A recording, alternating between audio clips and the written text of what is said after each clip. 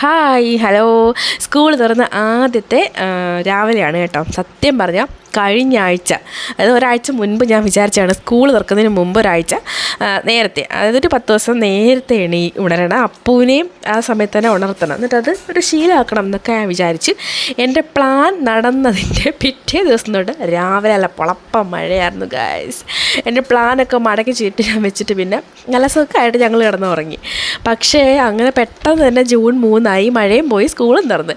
ഇനി ഇത് അവനെ ശീലിപ്പിക്കണം, ഞാനും ശീലിക്കണം. സത്യത്തെ പഠിക്കുന്ന കാലത്ത് പോലും രാവിലെ ഉണർന്ന് ഞാൻ പഠിക്കത്തില്ലായിരുന്നു. രാത്രി കുറേ വൈകി ഇരുന്ന് പഠിക്കും, എന്നിട്ട് രാവിലെ താമസിച്ചുകൊണ്ടിരും. നിങ്ങളൊക്കെ എങ്ങനെയായിരുന്നു അത് കമൻറ്റ് ചെയ്യണേ. അങ്ങനെ അന്നില്ലാത്തൊരു കഷ്ടപ്പാടാണ് ശരിക്കും ഇപ്പോൾ അല്ലേ. പക്ഷേ ഒരു കാര്യമുണ്ട്, വിശന്ന് നമ്മുടെ മക്കൾ ഉണരുമ്പോഴല്ലോ, അവരുടെ വയറ് നിറയ്ക്കണമല്ലോ, അത് ഓർക്കുമ്പോഴുണ്ട് അന്നേരം നമുക്ക് ആ മടിയൊക്കെ അങ്ങ് മാറും. നമ്മളവിടെ ഉണരുക തന്നെ ചെയ്യും കേട്ടോ. അപ്പോൾ രാവിലെ നമുക്ക് ദോശയും സാമ്പാറുമായിരുന്നു. ഇന്ന് രാവിലെ ഉച്ചക്കത്തേക്കുള്ളതൊന്നും വെക്കണ്ട, കാരണം അപ്പോൾ ഒരു 11 മണി വരെ ഉള്ളായിരുന്നു, ഫസ്റ്റ് ഡേ ആയിരുന്നല്ലോ. അപ്പോൾ അതുകൊണ്ട് ഞാൻ വന്നിട്ട് ചോറ് വെക്കാമെന്ന് വിചാരിച്ചു. ദോശയും സാമ്പാറുമായിരുന്നു. അങ്ങനെ ദോശയ്ക്കുള്ള മാവ് ഞാൻ പറഞ്ഞില്ല, ഞാൻ നേരത്തെ വീഡിയോയിൽ പറഞ്ഞിട്ടുണ്ട്, ഞാൻ ഒരു മിക്സിയുടെ ജാറിൽ തന്നെ വെച്ചിരിക്കും, അത് ഒഴിച്ച് ഞാൻ വെക്കത്തില്ല. അപ്പോൾ തണുപ്പ് ചേരുള്ളത് കൊണ്ട് അത്ര നല്ലതായിട്ട് പൊളിച്ചിട്ടില്ലായിരുന്നു, പക്ഷേ കുഴപ്പമില്ല. അങ്ങനെ ഫസ്റ്റ് നമുക്ക് കട്ടനാണ് ഏറ്റവും പ്രധാനം. അങ്ങനെ ഒരു കട്ടൻ ചായ ഇട്ടു, മധുരമൊക്കെ ഇട്ടിട്ടാണ് ഇടുന്നത് കേട്ടോ.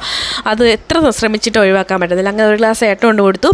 അങ്ങനെ ഞാനും കുറച്ച് ഇങ്ങനെ സിപ്പ് ചെയ്യുന്നുണ്ടായിരുന്നു. ഒരു ഗ്ലാസ് ഫുൾ ഞാൻ കുടിക്കത്തില്ല, ഒരു ചൂടിന് വേണ്ടിയിട്ട് മാത്രം കുറച്ചൊന്ന് കുടിക്കും. അങ്ങനെ ദോശമാവ് എനിക്കെന്തോ അങ്ങോട്ട് സെറ്റായില്ല കേട്ടോ. ഇന്ന് എന്താ പറയുക, ശരിക്കും ചൂടില്ലാതിരുന്നത് കൊണ്ടാണ് തോന്നുന്നത്. തന്നെ ഞങ്ങൾ ലേറ്റായിട്ടാണ് ഞാൻ ഇന്നലെ അരച്ച് വെച്ചത്.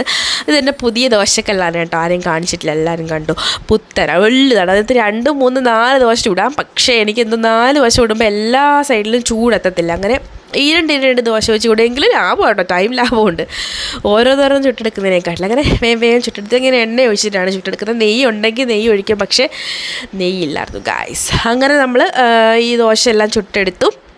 സാമ്പാറിന് വേണ്ടിയിട്ട് കുറച്ച് പച്ചക്കറിയെ ഞാൻ സാമ്പാറിന് നിന്ന് എടുത്തിട്ടുള്ളായിരുന്നു കേട്ടോ, കാരണം അത് എളുപ്പത്തിന് വേണ്ടിയിട്ട് ചെയ്തതാണേ.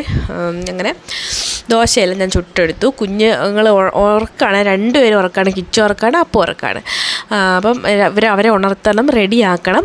അങ്ങനെ ഞാനും കിച്ചും കൂടെ വേണം അപ്പനും കൊണ്ടുവന്ന് വിടണം സ്കൂളിൽ. അങ്ങനെ ദോശയൊക്കെ ചുട്ടെടുത്തു. 2 സെറ്റ്, അവർക്ക് അപ്പുക്കുട്ടന് 2 ദോശ കഴിക്കും, കിച്ചു ആണെങ്കിൽ 1 ദോശ കഴിക്കും, അത്രയേ ഉള്ളൂ. അപ്പോൾ എനിക്ക് അത്ര ദോശ മതി. പിന്നെ ഏട്ടനുണ്ടെങ്കിൽ മാത്രം എക്സ്ട്രാ 2-3 എണ്ണം കൂടെ ചുട്ടാൽ മതി. ഞാൻ 2 രാവിലെ കഴിക്കുന്നവർ, കാരണം അരി ആയതുകൊണ്ട് ചോറ് ഇഷ്ടം പോലെ ആവോളം തട്ടുന്നുണ്ടല്ലോ. അതുകൊണ്ട് ഞാൻ പിന്നെ ദോശ അങ്ങനെ കാപ്പി രാവിലെ ഇതുപോലത്തെ അരിയുടെ എന്തെങ്കിലും ആണെങ്കിൽ കുറച്ച് കഴിക്കത്തുള്ളൂ. അപ്പോൾ കുറച്ച് നേരത്തെ ചോറ് കൊണ്ടാൽ മതിയല്ലോ. അങ്ങനെ സാമ്പാറിനുള്ള കഷ്ണങ്ങളെല്ലാം ഞാൻ അരിഞ്ഞെടുത്ത് വെച്ചു. കുറച്ച് പരിപ്പെടുത്ത് കുതിരാൻ വെച്ചു. പരിപ്പൊന്ന് കുതിർത്തിലാണ് ഞാനിപ്പോൾ ഇടാറുള്ളത് കേട്ടോ, കാരണം തൊമര അങ്ങനെ തന്നെ അങ്ങ് കിടക്കും. പക്ഷെ വേഗമെങ്കിലും നല്ല തുടയത്തില്ല. അപ്പോൾ ഇത്തിരി നേരം വെള്ളത്തിട്ട് കുതിർത്തിട്ട് വെക്കാമെന്നുണ്ടെങ്കിൽ പറ്റും. അങ്ങനെ ആ തൊമര ഇട്ടു, പൊടികളൊക്കെ ചേർത്തു. പൊടികൾ ഇച്ചിരി മല്ലിപ്പൊടി കൂടുതലിടണം, പിന്നെ മുളക് പൊടി, ഉലുവപ്പൊടി, സത്യത്തിൽ ഞാനിപ്പോൾ ഉലുവപ്പൊടി ഇടുന്നില്ല കേട്ടോ, ഉപ്പും മല്ലിപ്പൊടി മുളക് പൊടി മാത്രമേ ഇട്ടിട്ടുള്ളൂ. സത്യത്തിൽ ഉലുവപ്പൊടിയുടെ കാര്യം മറന്നു പോയതാണ്. പക്ഷേ കുഴപ്പമില്ല, നമ്മൾ ഉലുവ വറുത്ത് പൊടിച്ചല്ലേ വെക്കുന്നത്, അത് ലാസ്റ്റിലിട്ടാലും സാരമില്ല കേട്ടോ. അപ്പം ഇപ്പം ഞാൻ വിട്ടത് സാധാരണ ഞാൻ അങ്ങ് സ്കിപ്പ് ചെയ്യുന്നില്ല. എല്ലാം കൂടി ഇട്ട് ഞാൻ എപ്പോഴും ഓർക്കും, ഈ സാമ്പാറിന് ഞാൻ ഉപ്പിടുമ്പോഴത്തേക്കുണ്ടല്ലോ കുറച്ച് നമുക്കൊരു കണക്കൂട്ടലുള്ളൊരു ഉപ്പിട്ട് ഞാൻ സാമ്പാറിന് ഉപ്പ് കാണത്തില്ല.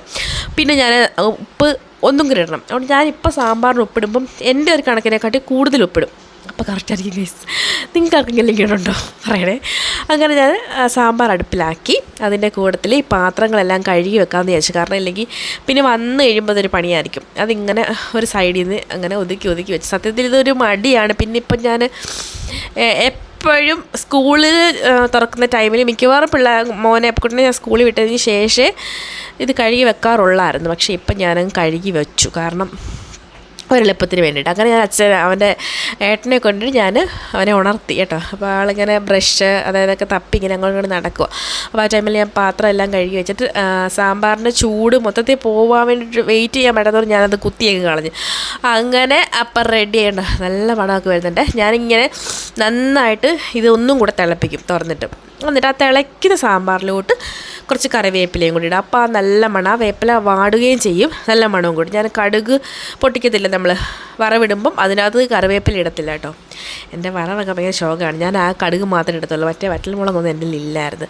പിന്നെ ഈ കടുക് പൊട്ടുമ്പോഴേ അടുത്തിരിക്കുന്ന പാത്രത്തിരിക്കുന്ന സ്ഥാനത്ത് അല്ലെങ്കിൽ എണ്ണ തെറിച്ചിട്ട്, ഇപ്പോൾ ചായയൊക്കെ ആണെങ്കിൽ എണ്ണപ്പാടം മേളി വരും. അതുകൊണ്ട് ഞാൻ കടുക് പൊട്ടുന്ന സമയമാകുമ്പോഴത്തേക്കും ചായയോ വെള്ളമോ ഒന്നും തിളപ്പിക്കാനൊക്കെ വെച്ചിട്ടുണ്ട്, അതെല്ലാം അടച്ചു വെക്കും. ഇല്ലെങ്കിൽ ഉണ്ടല്ലോ ഇതെല്ലാം അപ്പുറത്തിരിക്കുന്നത് എല്ലാം എണ്ണയാവും. അങ്ങനെ കുറച്ച് കായവും കുറച്ച് ഉലുവപ്പൊടിയും കൂടി ഇട്ടിട്ട് നല്ല അടിപൊളി സാമ്പാറായിരുന്നു. എന്ത് മണമായിരുന്നു അറിയാമോ. അങ്ങനെ ചായയൊക്കെ സെറ്റാക്കി റെഡിയാക്കി അങ്ങനെ കുറച്ച് ചായ ഞാൻ എടുത്ത് കുടിച്ചു കേട്ടോ. എനിക്കറിഞ്ഞൂടാ, സ്കൂൾ തുറന്നപ്പോൾ കറക്റ്റ് എനിക്കൊരു പനി ഇങ്ങ് വന്ന്. ഇത് എങ്ങനെ വന്നതാണെന്ന് ഒറ്റ പിടിയില്ല. അതുവരെ നല്ല എനർജിയായിട്ട് ഓടി നടന്ന് ഞാൻ പെട്ടെന്ന് അങ്ങ് പനിയും വന്നു. അത് കാരണം വയ്യ ഗൈസ്. അങ്ങനെ ഞാൻ ഇവന് തീറ്റി കൊടുക്കുവാണ്, കാരണം തന്നെ തിന്നാനിരുന്ന് കഴിഞ്ഞാൽ ഒന്നും നടക്കത്തില്ല.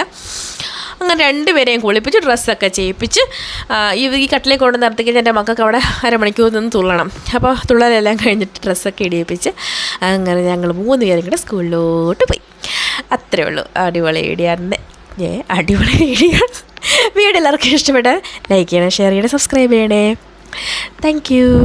ഈ 2 മാസത്തെ അവധിയൊക്കെ കഴിഞ്ഞിട്ടേ തിരിച്ചു പോകുമ്പോൾ സത്യത്തിൽ നമുക്കൊരു വിഷമമാണ്. ഇവർ പോയി കഴിഞ്ഞ് കഴിഞ്ഞാൽ ഞാനിന്ന് അവിടെ തന്നെ നിന്ന് അവനെയും കൊണ്ടാണ് തിരിച്ചു വന്നത് കേട്ടോ. കാരണം എന്തോ ഒരു വിഷമം പോലെ. ഇവർ വീട്ടിലിരിക്കുമ്പോൾ എങ്ങനെയെങ്കിലും ഒന്ന് സ്കൂൾ തുറന്നാൽ മതിയായിരുന്നു എന്നുള്ള ചിന്തയാണെങ്കിൽ പോയി കഴിയുമ്പോൾ നമുക്കൊരു ശൂന്യതയാണ്. അതൊരു തരം വിഷമം അല്ലേ. Okay, by.